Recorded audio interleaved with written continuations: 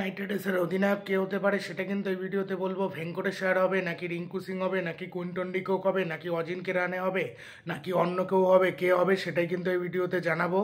এছাড়া জানাবো লিটন দাস, শরীফুল ইসলাম, মুস্তাফিজুর রহমান এইসব প্লেয়ারকে কোনো আইপিএল দল নেবে নাকি বা কেকেআর কি আবার লিটন দাসকে নেবে নাকি, এগুলো কিন্তু বিস্তারিত সব বলবো এই ভিডিওতে।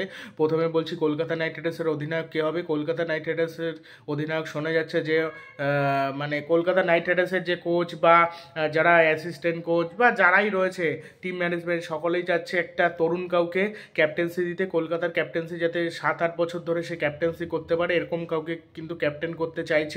এবার সেটা তরুণ কাউকে চাইছে। এবার তরুণ বলতে গেলে ভেঙ্কটেশ আয়ার আর রিঙ্কু সিংই রয়েছে, এছাড়া তরুণ কেউ নেই। কুইন্টন ডিককের বয়স হয়ে গিয়েছে, তাকে ক্যাপ্টেন্সি দেবে না, ওই জন্য রাহানেকেও তাই। রাহানের ক্যাপ্টেন্সির অভিজ্ঞতা থাকলে কি হবে, তাকে ক্যাপ্টেন্সি দেবে না এই কারণেই যে মানে তার যেহেতু একটা বয়সের ব্যাপার রয়েছে, বয়সের ব্যাপারের জন্যই তাকে ক্যাপ্টেন্সি দেবে না।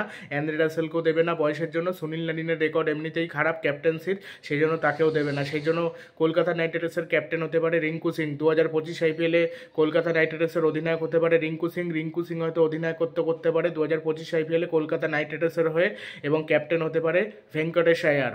সূত্র মারফত এটাই জানা যাচ্ছে। আর বাংলাদেশি প্লেয়ার লিটন দাস আবার কলকাতায় আসবে নাকি সেটাই ভিডিওতে বলছি। লিটন দাস আর কলকাতায় আসবে না, হয়তো আসবে না, তার কারণ উইকেট কিপার হিসেবে ফিন অ্যালেনকে নিতে চলেছে। যদি গুরবাজ খেলতে না পারে তাহলে, মানে গুরবাজ যদি কোনো কারণে চোটের জন্য ছিটকে যায় বা পুরোপুরি সুস্থ না হয়ে উঠতে পারে, তাহলে নিউজিল্যান্ডের ওপেনার ফিন অ্যালেনকে কিন্তু নেবে।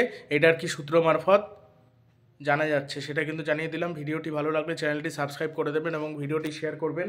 আর কোন বাংলাদেশের ক্রিকেটার কোন দলে খেললে ভালো হতে পারে বা আপনারা কোন কোন দলকে সাপোর্ট করেন সেটা কমেন্ট বক্সে জানাবেন। এর আগে মুস্তাফিজুর রহমান কিন্তু খেলে গেছে সিএসকের হয়ে। মুস্তাফিজুর রহমান পুরোপুরি যদি অ্যাভেলেবেল থাকতো তাহলে চেন্নাই সুপার কিংসই নিত। চেন্নাই সুপার কিংস কেন, অন্যান্য দলও নেওয়ার চেষ্টা করতো, কিন্তু তাকে নেবে কি? আমার প্রয়োজনে যদি আমি তাকে ব্যবহার করতে না পারি তাকে আমি নেব কিসের জন্য? এই জন্য বাংলাদেশি প্লেয়ারদের নেওয়ার চান্স কম।